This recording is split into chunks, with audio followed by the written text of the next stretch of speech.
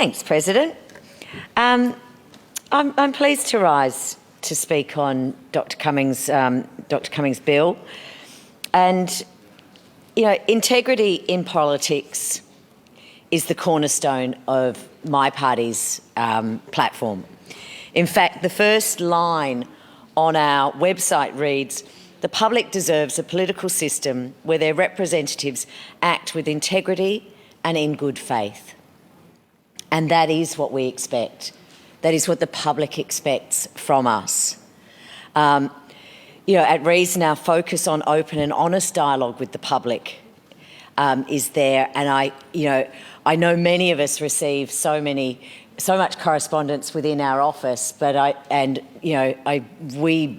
make every concerted effort to respond to as much of it as I can, whether I believe it, whether I support the position, whether it's an insult to me, I do try and respond. And I think this is part of having those open and honest dialogues that we need to have with the public. We need to have that to ensure that the public has a sense of trust in us. As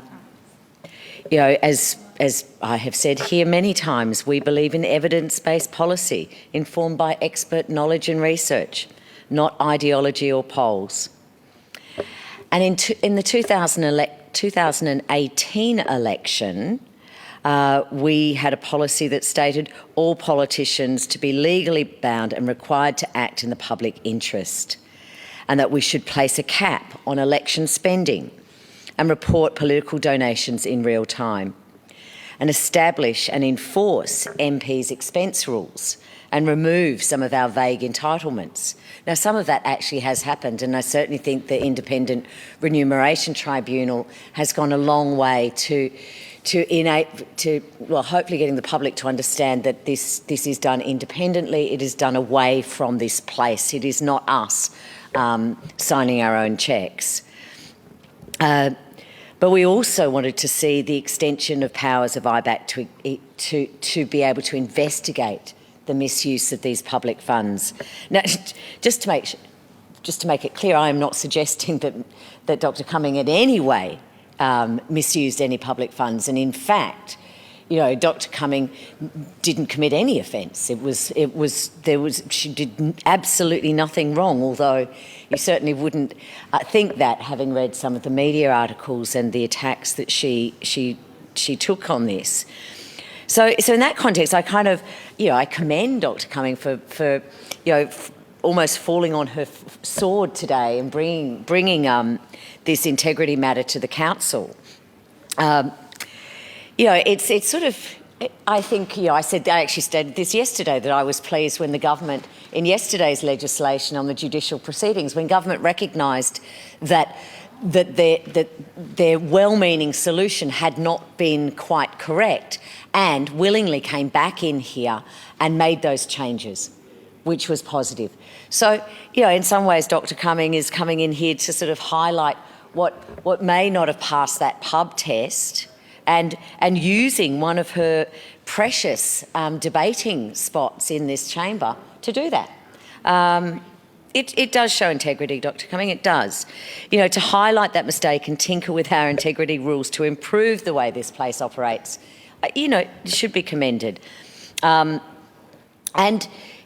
We all know how difficult it is to find staff, and particularly when you are first elected. And Dr. Cumming and I do not have we don't have the the advantage of having the party structure around us, and so there's not kind of people there that have got electorate office experience, that you can sort of bring in quickly. So sometimes filling those gaps actually does require to employ people close to you. They may not be your permanent decisions, permanent staff, but certainly to fill in, just to get you going, get your doors open, get your emails cranking, and all of those sorts of things. But what Dr. Cumming experienced, and I think more importantly what her children experienced from that, was unacceptable. Was absolutely unacceptable. And I know that many of us have experienced this. I know my electorate staff, sometimes have to take a deep breath when they come into our office, or an even deeper breath when they answer the phone, because they know what's coming down the other end, and it's not nice. So we need people around us that we can trust, and sometimes, well, as we've seen in this case, it was family. Now, I think we've all had a pretty torrid time online, and certainly I have, and certainly my family has been affected by that. My nieces, I had to block my nieces from my social media because I couldn't bear them, and they're teenagers.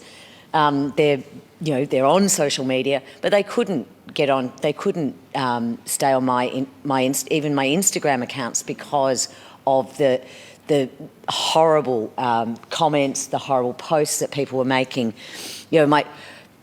My other close family, they sort of ring me and say, I would love to support you. I would love to say something nice, but I can't because I'm going to get jumped on. And that having to protect our family members like that is very important. But I think people do need to understand that, the public does need to understand that we are all humans, and we do have families, and our families don't choose to come into this place. Our families don't choose us being, well, some of them may vote for us, but they don't choose, they don't choose to be affected. And we never come in here dreaming that our desire to be representatives would have such an impact on our family. So this legislation, I think, goes to a lot of that. This bill goes to a lot of that, and it goes to, that expectation that the community has, that we do act with integrity, that we do act with accountability, and that we're here to serve the public interest. And I don't think there's a single person in this chamber that I would not say is here for the right reasons. We are here to do all of that. But I think that message is getting lost. We look at the trust barometers, we look at the Edelman Trust Barometer. Every time we're seeing a decline in trust in our institutions, and this institution as well. Our Parliament, and this is dangerous at times of COVID, times of a pandemic. It is dangerous if we see the trust in our government being diminished. So we need to act at a higher bar. Our pub test has to be a much higher pub test than others. We have to act with as much integrity. We have to act and exercise as much good judgment as we can. And we have to be seen to the highest standards. So while it was completely within the regulations and the law for Dr. Cumming to employ relatives, the perception out there was that this was not the right thing to do. And we listened to that, that's right. And we really do need to. And I have avoided the attacks on the political parties, the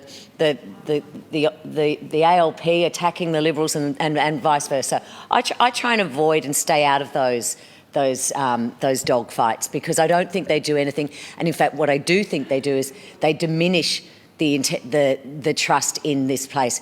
If we keep yelling at each other saying we're liars, you're a liar, you're a liar, well, tell you, that sticks out there.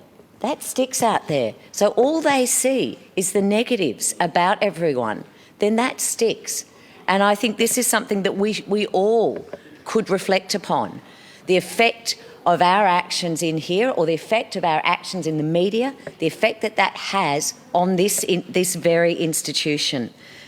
So while this bill is it's a small piece of cut and pasting from the federal legislation into a state bill, I think it's important, and I think it's another step to really showing that we take these jobs seriously. We take our the privilege of being in this place, this privilege of representing our community, we take that very seriously.